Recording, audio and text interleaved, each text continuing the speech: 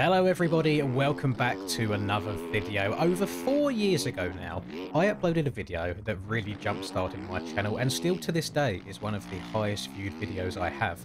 5 tips to instantly improve at MX bikes. Now, 4 years later, I've logged an extra 4,000 hours, won 2 championships, and built an amazing community with the help of every single one of you.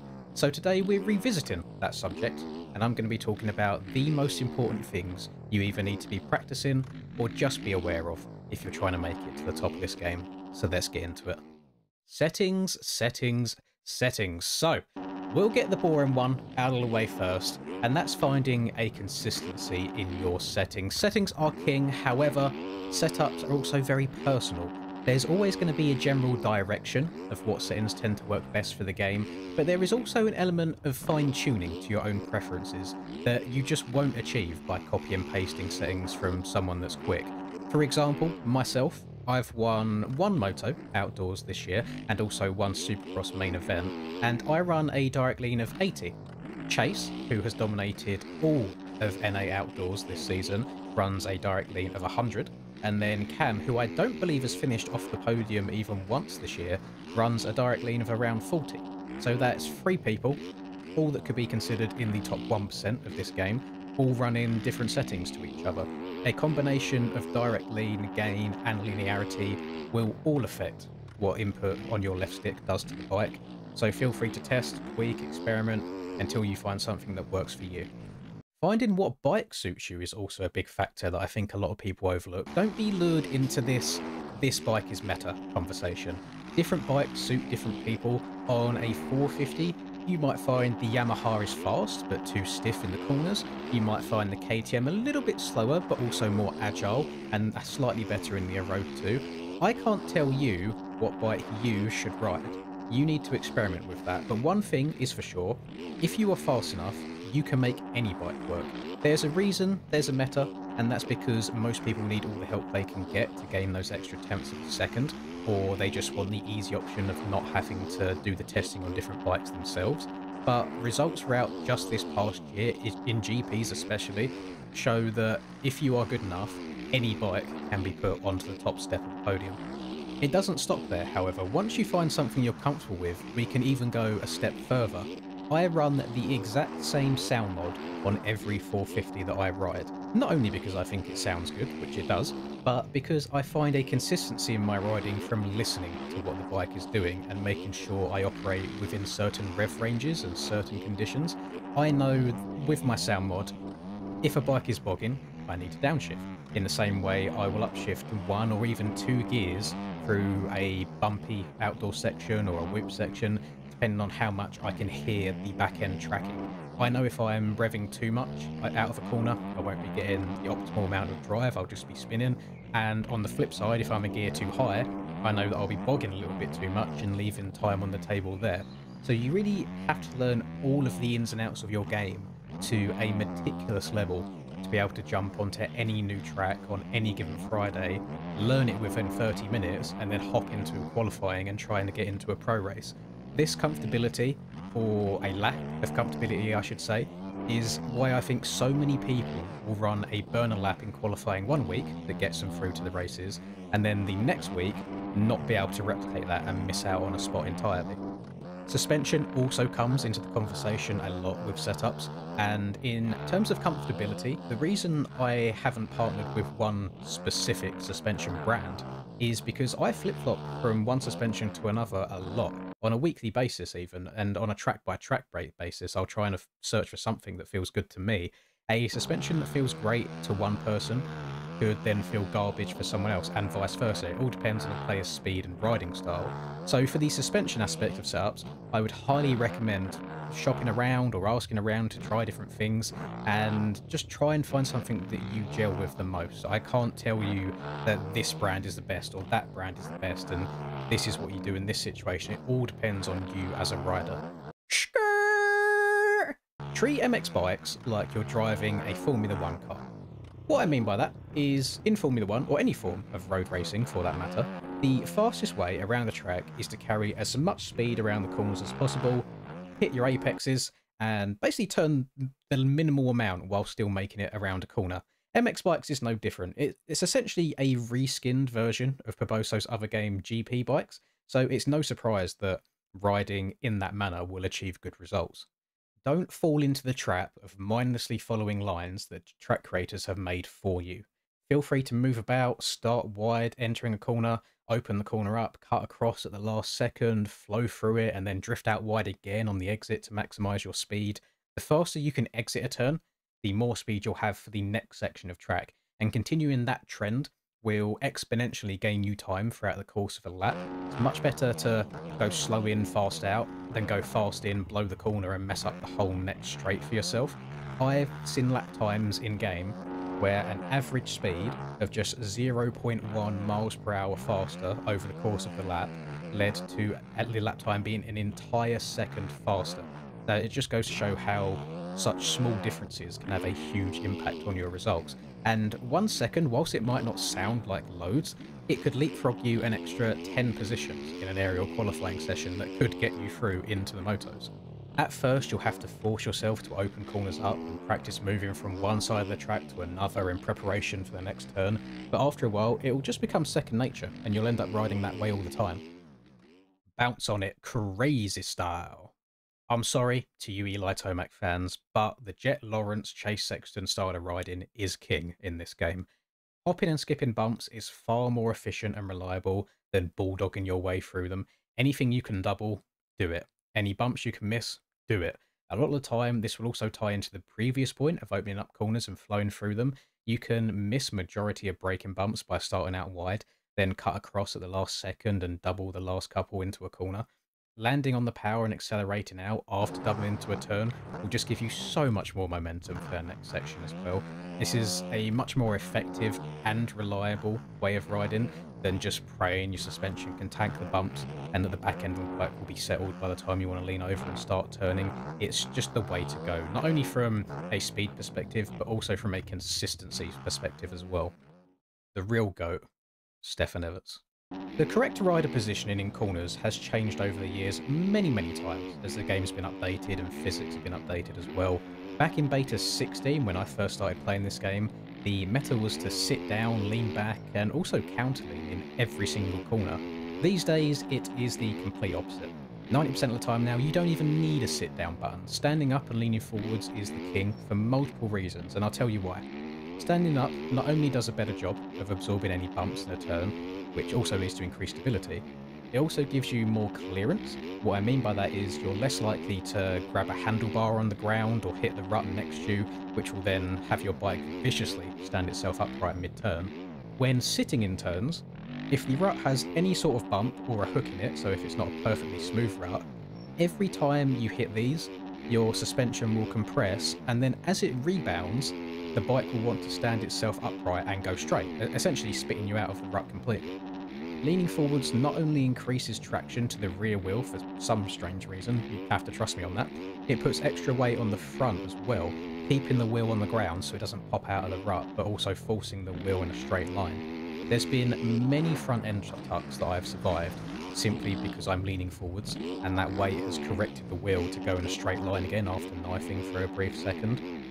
Counter leaning, or in real life terms weighting the outside peg, is almost irrelevant these days, as similar to sitting down, if you're counter leaning and you hit any sort of bump or a hook in the mid corner, it will stand the bike upright and it will want the bike just to carry on going straight rather than following the turn. The only time you really need to be sitting down and counter leaning on the game anymore is on flat corners. So if you are a forest warrior, you like your farm 14s, you like your walnuts, that's the way to go. Other than that, stand up, lean forwards, keep your body in the middle of the bike. Bike life! We all know that the MX guys and the bike life guys don't tend to mix very well. I mean, come on.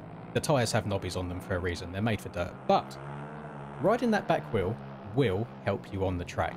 I'm not telling you to start going 12 o'clock everywhere, but you need to be comfy with your front wheel off the ground. In the simplest of terms, if your front wheel's off the ground, it's not creating drag and slowing you down. If your front wheel's off the ground on uphills, you're less likely to get bad heel physics. Being able to manual rollers is always faster than hitting the front wheel on every single one. There's multiple supercross tracks where you need to pick the front wheel up over a roller before jumping into a rhythm section. Long story short, practice your wheelies. It's not just through boredom, but if you've ever tuned into one of my live streams for races, there is a very high chance you've seen me wheeling around the pits before a race. And it's not only a great way to practice your throttle control and just warm your fingers up, but it also reinforces that comfortability of being able to ride the back wheel, which is helpful in so many situations. Potato graphics. This, in my opinion, is a little bit of a grey area, but for my own biased reasons. When I play MX bikes, I like my game to look as good as possible, not only for my own enjoyment, but also for the streams and video quality as well. I max out my graphics as high as I can, and run a reshade that increases the contrast, so lights are lighter, darks are darker, and also saturates colours more to make colours pop a little bit. This, however, comes a disadvantage. Shadowy sections of tracks are much more difficult to see for me. There is a huge benefit to downloading low quality versions of tracks if the track creator has created one, as the visual dirt detail will be lower, which more easily shows where bumps and ruts are, essentially. Combine this with turning off your shadows in game, it will make dark sections clearer. Here on the screen right now is a side-by-side of a section from the last SMX round. The jump we were hitting here has a couple of sweet spots in it that kick you higher in the air and make it possible to triple out of this rhythm rather than having to go double single. My game has the high quality version of the track where the stadium casts shadows on the ground, then add my reshade on top of that makes them dark spots even darker again. Compared to Chase's point of view, who is on a low quality version and has no stadium to cast shadows, as well as running lower graphic settings in game, you can see it makes it 10 times easier for him to find them sweet spots and hit them consistently. This isn't to call out Chase, as we get along very, very well. It's purely to showcase you the competitive benefit of running lower graphic settings. Whether it's a conscious decision that you've made, or you've just got a lower end PC, so you have to turn them down to save your FPS, this is an extreme route that you could take to make the game easier for yourself, and is something that is found across all competitive games, honestly, most popularly games like Counter-Strike, so MX Bikes is no different. Why does it feel so good to be bad? Everybody crashes. That's how it goes. The chances of you riding a full outdoor 35 minutes without going down even once is very, very slim. Whether it be your own mistakes, other people's actions, an unlucky stray bike hitting you from a crash, there's always something that can go wrong. Preventing crashes is the easiest way of gaining 30 plus seconds over the course of a race without having to even go any faster. Easiest one first, bind your look back and your look side to side buttons. Some people ride too much to themselves, unaware of what's going on around them. People complain I look behind too much. However, on a supercross track, if I'm battling with someone, I'll look behind going into almost every single berm, just to check if someone's trying to dive bomb me and make a pass. I am going to guess that Cam dives to the inside of Rax on the left-hander before the finish line.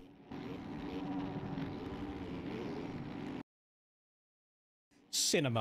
If they're not, cool, I can carry on riding as normal. If I do see them trying to dive to the inside, I will check up and give them that position. That might sound like, oh, you're just giving up, but it's so much better to lose half a second from checking up and letting someone by than losing 5+ seconds from them putting you over the backside of a berm. And thinking for other people and preparing for them to get it wrong will stop a lot of your own crashes. So give them the room to cross jump if they're going to. Move to the complete other side of the track to avoid it. Limit how often you try going around the outside of someone, because if they blow that berm, their bike's going to go to the outside of the corner and hit you as well. All of these little details add up over the course of the race, and they just contribute to minimising the amount of time you end up on the ground, even if it's from no fault of your own. This game wants to help you. It might sound weird because there is a bunch of wonky physics in it, but there's all sorts of physics and forces going on behind the scenes that want to make your bike go in a straight line. If you're getting particularly sketchy, so if the front end starts to wash or your back end swapping, the best thing you can do most of the time is just to let it go. And I don't mean just Frozen vibes, I mean stop turning or let go of the throttle and just let the bike straighten itself out. Don't try and fight it or counter turn and like go into it and stop it happening manually. Just stop turning altogether. A lot of the time the game will correct itself for you, and then you can just get going again afterwards. Be true to yourself. It sounds like a little bit of a cringy title, but I need you to hear me out here before we end this video. I left this one until last because it's one of those things that I think people don't want to accept. I get asked on a daily basis if I have any tips to improve X or any advice to help with Y. And whilst there are things you can do in general practice to help yourself improve, just like the other tips in this video, the biggest factors are time and talent. You have stepped into one of the most unemployed communities in gaming, and to achieve the same level of success as others, you have to put in unemployed hours. There will always be outliers to this depending on how quickly people pick up games or what your previous gaming experience is like, but I would say on average you're looking at about 2,000 hours these days to even get a whiff of a pro podium. Some people might never get there, even after putting in an ungodly amount of time, and that's just the way the cookie crumbles, unfortunately. The best thing you can do is do not compare yourself to others. Improve upon yourself, use your own results each week as your benchmark, and try and progress from there. There's all sorts of accusations that get thrown around in this community when people just don't want to admit they're not quite as good as they think they are, most of which have no backing and they can't be proved. You just have to go on trust. But if you start saying that every single pro or everyone in the top 40 that qualifies for an outdoors race is up to no good or doing something nefarious, you are never going to get any better. Put it this way, take 1,000 riders, make them all play the same track, the same bike, the same settings, for the exact same amount of time down to the second. There will always be a hierarchy of someone who becomes the quickest and someone who becomes the slowest. That's just something you might have to accept. You might not be as naturally gifted as somebody else is on this game. And especially for some of the older boys, I know there's not that many of them anymore, but older boys like me, we're just trying to hang in there, whilst the young whippersnappers with their insane reaction times are just locked in 24/7. You might just not be talented enough to get to the top, but just try and have fun along the way, and at the end of the day, it's meant to be a game. I hope something in this video helps you along your MX Bikes improvement journey, and hopefully I didn't upset too many people with that very last comment there. If you enjoyed this, please do drop a like, it really does help the channel continue to grow. Subscribe if you haven't already and you want to see some more. I'll catch you in another 4 years. Peace.